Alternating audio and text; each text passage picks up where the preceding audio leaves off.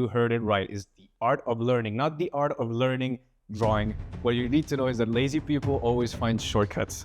Whatever you learn in the future will be faster. The reason why I gave you this is because it is very rare for someone to achieve those things at such a young age. It is that certain things are locked for the master, but not for the beginner, because the beginner is infinite possibility. He revolutionized the sport by just doing something that was natural to him. But that's because he was a beginner. Do not be tense, but ready. Not thinking, but not dreaming. Not being set, but flexible. It is being wholly and quietly alive, aware and alert, ready for whatever may come. So if you're a competitor, it would be helpful to heed this advice. That is the key ingredient that most people miss. And in case of competitions, makes them winners. In case of personalities, makes them enjoyable to watch. When the student is ready, the teacher appears. It's a little caveat I want to put in here. This is why experts look like it. They're not even trying.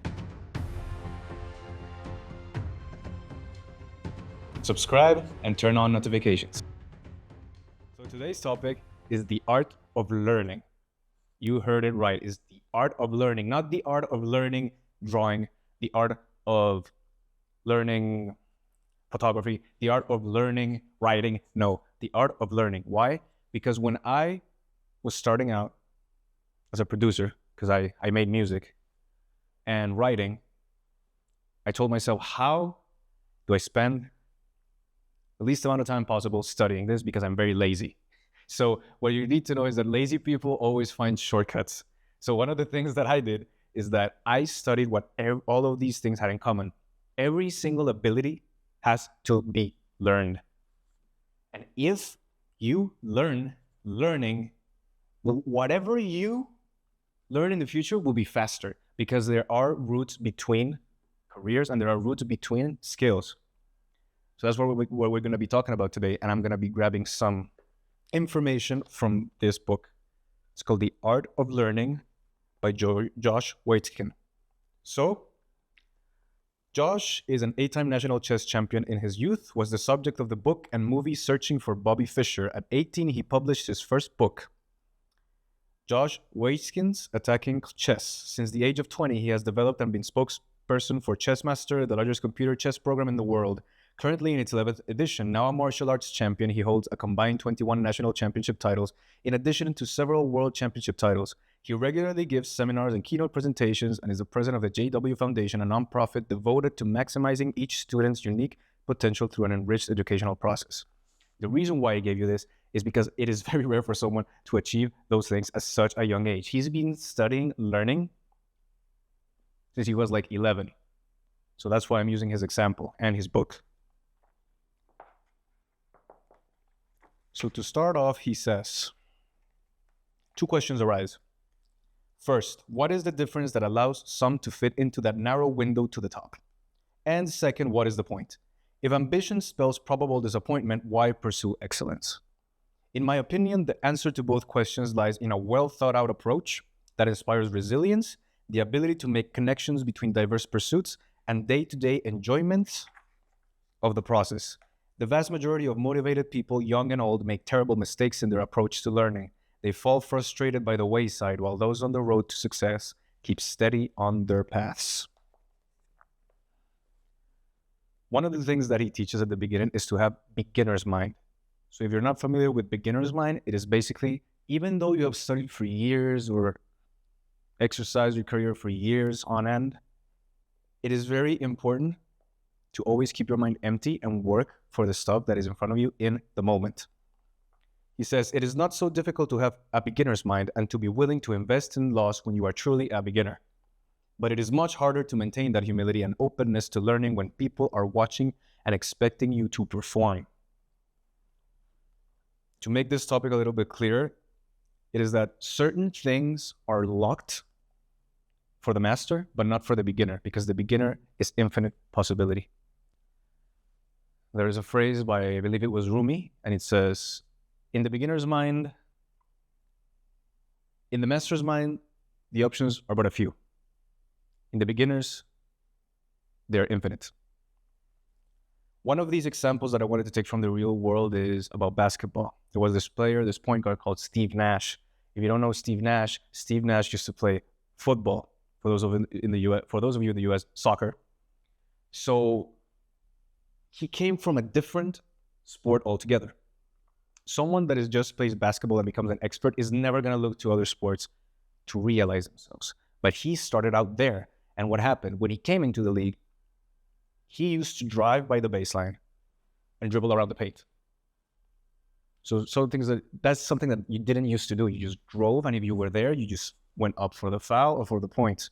But he stayed in the paint, dribbling around and keeping the attention on himself so he could dish out the assist to the people that were cutting. Every single time that point guard saw him do that, they thought they had defended him correctly because they thought he was lost and that he didn't know what to do. But if you don't know this, in football, this is super common for people to dribble the ball. It is super, super common for the midfielders to just dribble the ball while they wait to see the passing lanes. It is normal in football, but not in basketball. So when he came there, he revolutionized the sport by just doing something that was natural to him. That's because he was a beginner. So that's one of the best examples that I can give you about that.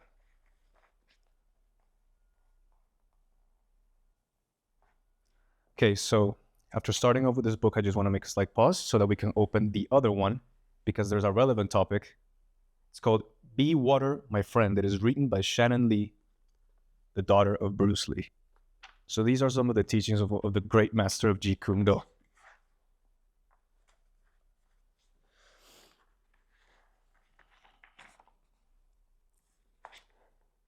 Do not be tense, but ready. Not thinking, but not dreaming. Not being set, but flexible. It is being wholly and quietly alive, aware and alert, ready for whatever may come. And these teachings start with the empty cup. The usefulness of a cup is in its emptiness. What does he mean by this? It's very simple. It's about the beginner's mind that I was talking about. If you have a full cup with all your thoughts, all your experiences, everything that you've accumulated, nothing new can come in. And there are always going to be new situations that are going to face you as a professional, things that you have never seen before. And how are you going to hammer a nail with a plier? You can't hammer a nail with a screwdriver, and you can't hammer it with a plier. You need a hammer, or in some cases, a drill. But if you've never seen that before, you're going to look useless hammering with a plier or with a screwdriver. But how many times have you seen this before? You go to the surgeon, what is he going to do? He's going to cut. The carpenter is going to saw. That's what they do because that's what they were taught. But sometimes the solution requires multiple tools. That's why you need to keep empty mind so that you can let the solution come to you.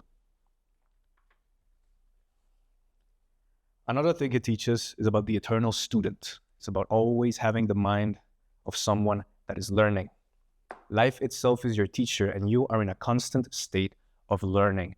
The moment that you think that you know it all and you label yourself as a master, you're done and you died. You're not going to learn anymore, and you're not going to keep progressing. And these new situations are still going to come. That's what happens to people that achieve high success, that they become stagnated because they keep doing the same things, but the world doesn't keep asking for the same things. It asks for growth. It asks for you to step into new heights that are going to give you the same success that you want to keep, but you're not going to keep it by doing the same things. That's why you always have to keep an eye out and learn from your surroundings.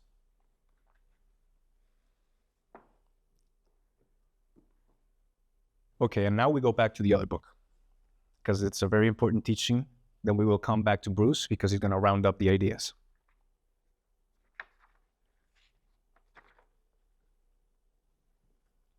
This is a very important part that not many people consider, and it is a phrase that I don't know if it's said before, but it's a phrase that I've said in the past. This is about rest, about resting periods, and they are very important. And what I say to a lot of my clients is this: if you don't value rest, then how important could your purpose possibly be? Rest is what is going to keep you at the top of your game, and that is going to focus you, and that is going to get you to that next level, to those new heights that are the ones that are going to get you closer to your achievement. But if you don't value this rest, then it just means that your purpose isn't that important. At least that's how I take it. Josh says the physiologists at LGE had discovered that in virtually every discipline, one of the most telling features of a dominant performer is the routine of use of recovery periods. Players who are able to relax in brief moments of inactivity are almost always the ones who end up coming through when the game is on the line. The more he could let things go, the sharper he was in the next drive. Talking about an NFL player.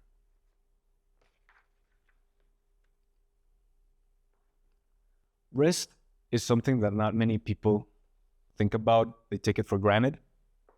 But the thing that many of those don't understand is that rest is actually work, because rest is the period when your brain is actually integrating everything that you've taken into consideration. This is the period where your brain can compile everything and then be focused the next day when it has to apply them. But everything is going to suffer if you are not alert. And this comes with rest. It's something very important.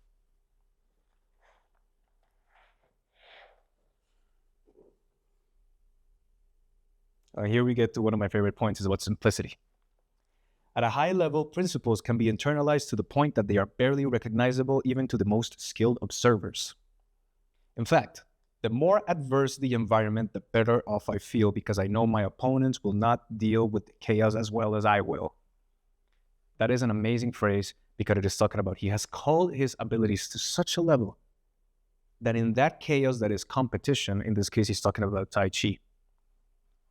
In the competition, he knows that he will best his opponent because he's working with the tools of the moment. The moment something new comes, he can grab his simplified tools and do much better than his opponent can. And that comes from knowing about the art of learning, which is at the root of everything. So if you're a competitor, it would be helpful to heed this advice.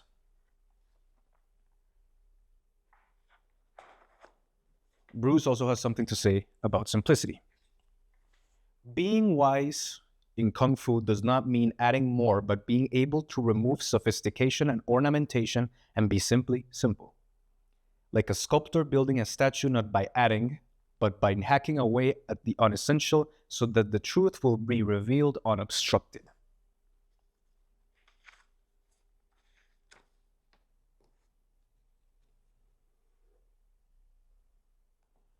In order to call away these things, you have to be very observant. Every time that you learn something, you have to go to the roots. So having empty mind, getting the lesson, and then calling the habit itself. That way, you're going to have a cleaner skill, and it can be applied very easily. Once these things are called, it is very easy to just grab them from your bag, use them for the moment, and then put the bag away. Now we're going to keep going with the way of the intercepting fist, which was the culmination of Bruce Lee's first method into his Jeet Kune Do mastery. This is where a punch is not only a highly skilled yet natural punch as in stage 3, but it is entirely your own. It is imbued with your own very real and very unique expression. Be the quintessential version of yourselves. What he means by this is that in that process of simplifying the skill, you always should add a little bit of you. That is the key ingredient that most people miss. And that is why the majority of experts that you see out there are bland and are replaceable. You could go to one or to the other, and there is almost no difference. But the people that are actually themselves, give them that spice that differentiates them, and in case of competitions, makes them winners. In case of personalities, makes them enjoyable to watch. So always keep that in mind. Now, there's a little interlude saying that when the student is ready, the teacher appears.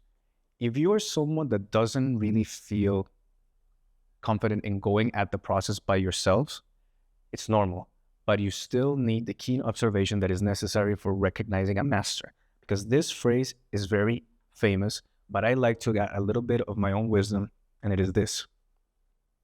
I believe that the teacher, when the moment comes for the lesson, the teacher is usually there.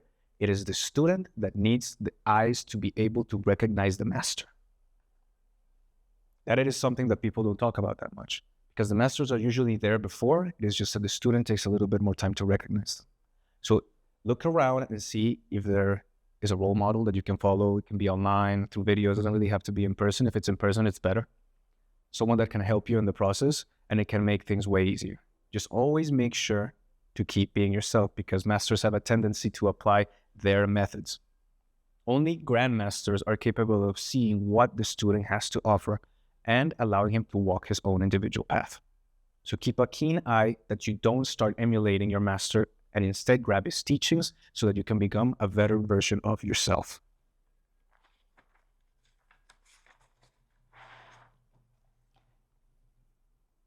So now that we've talked about that, let me check the schedule, see if I'm missing anything.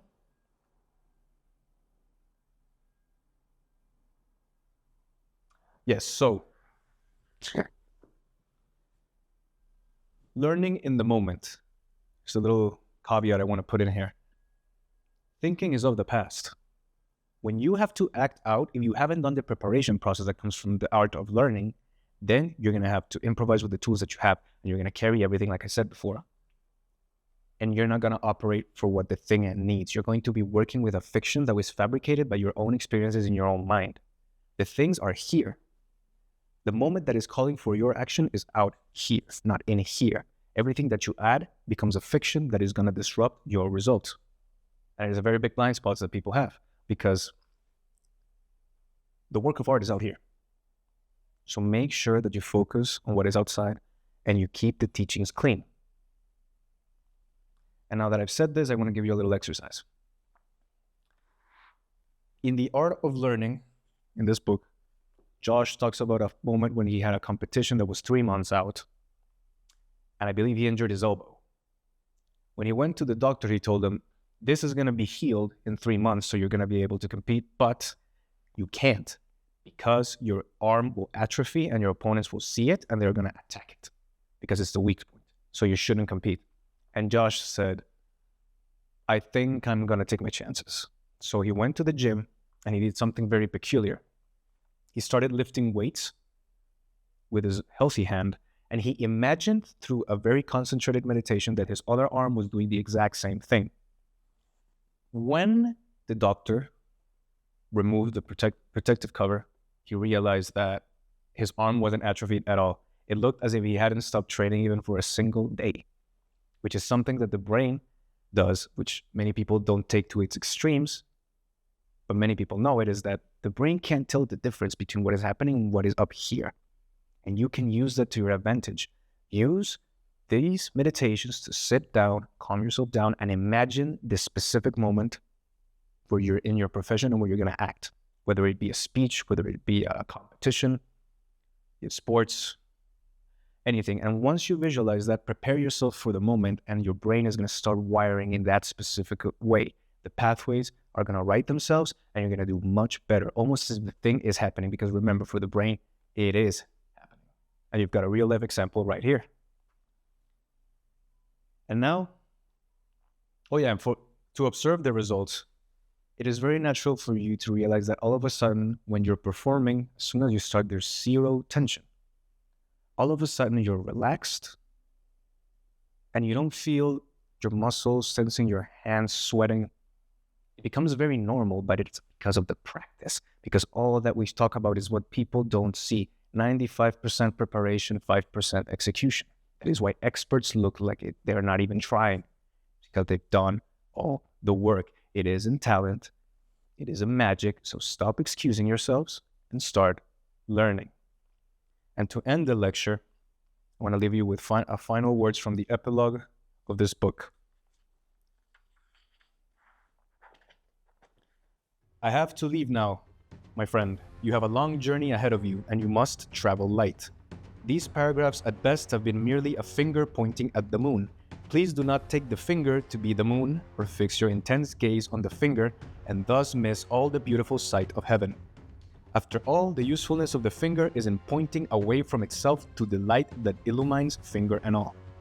From now on, drop all your burden of preconceived conclusions behind and open yourself to everything and everyone ahead. Remember, my friend, the usefulness of the cup is in its emptiness. Bruce Lee.